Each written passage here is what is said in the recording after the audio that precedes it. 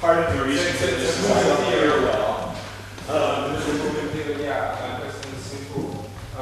Do you expect something from the blog community, normal blogger community, not specialized community? I mean, all other kinds of people using blogs for everything from information to information.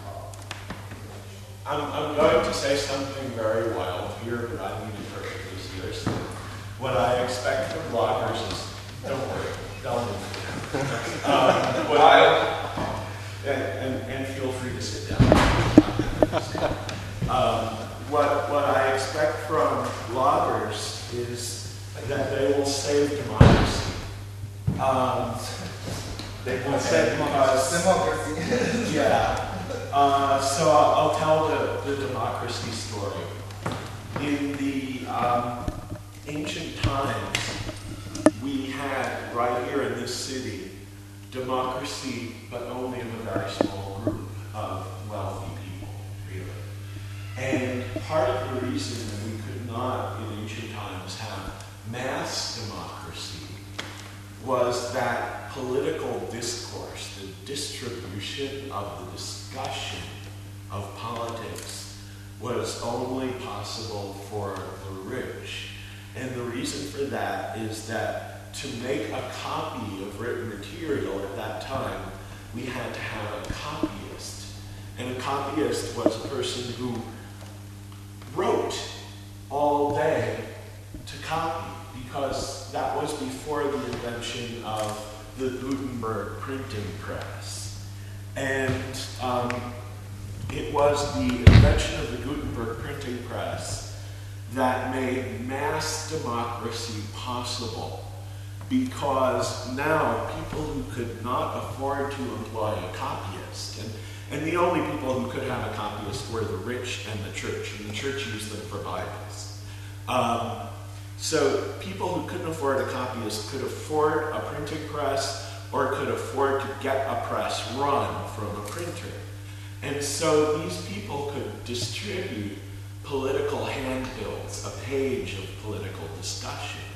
And that is what made mass democracy possible. So we had the American Revolution, the French Revolution, the various revolutions in Europe, etc., come out of that improvement in technology, enabling people to do what they could not do before.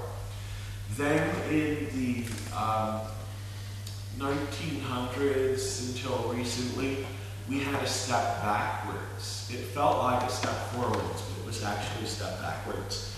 And that was radio and television.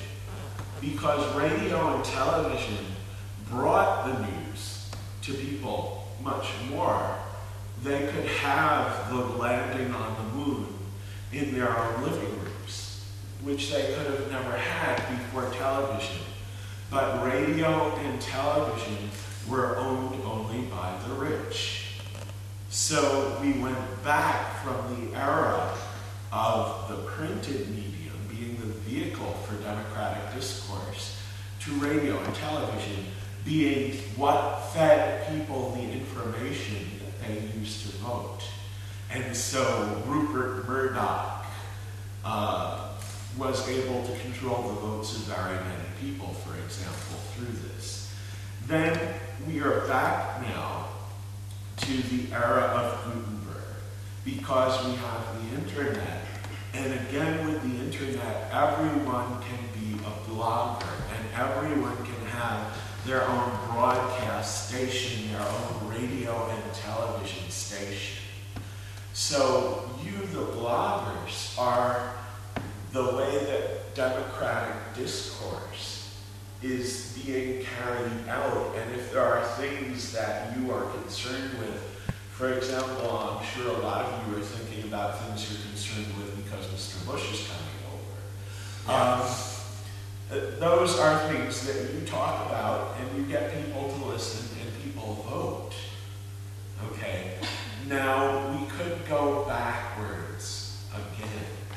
And the way that we could go backwards is if large companies control the internet to the extent that individual bloggers are not distributed as well as today. And this is a very big political issue in the United States, because in the United States, we have a battle between net neutrality and companies which distribute the net and wish to, in various ways, change what people are receiving on the net to their particular preference to increase their income. For example, they would give better performance to a company that pays them. Well, those companies are already being paid by the people who have the internet connections. So it seems strange to me that they would need to be paid a second time, and that they would have to change the programming. We do not tolerate, in any nation, having a telephone that when we dial the greens puts us over to the communists. You know, we do not tolerate having a telephone that when we call for one company sends us to the company that is preferred by that phone vendor. And that is what, unfortunately, we could have on the internet, which I think could very badly hurt you as a blogger and could hurt democracy, because it would disable the important function that you carry out for democracy, which is being an independent discussion. So look at Rome. We only have one leftist newspaper. You know, everyone else is on the right. And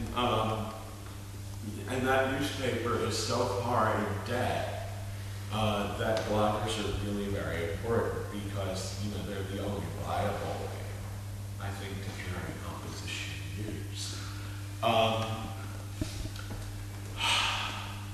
So what I want you guys to talk about is net neutrality and why it's important. Democracy and the rule of law, because obviously, especially in the States, it has been a bad time for democracy and the rule of law. Software patenting. Software patenting is a very bad thing for open source, because it allows large companies to own ideas. And I could do an entire hour's lecture about it, and I'll spare you today. But software patenting is a very important issue, and most small and medium-sized business people don't know about it yet. They haven't got the information yet to form an opinion. And it could really kill their businesses too. Software patenting is very bad for small software businesses, and indeed any small business that uses software. So those are the kind of things that I would have you talk about. And also just anything that TV, radio, and the newspapers aren't covering. It's really your responsibility to get out to the world. Go on.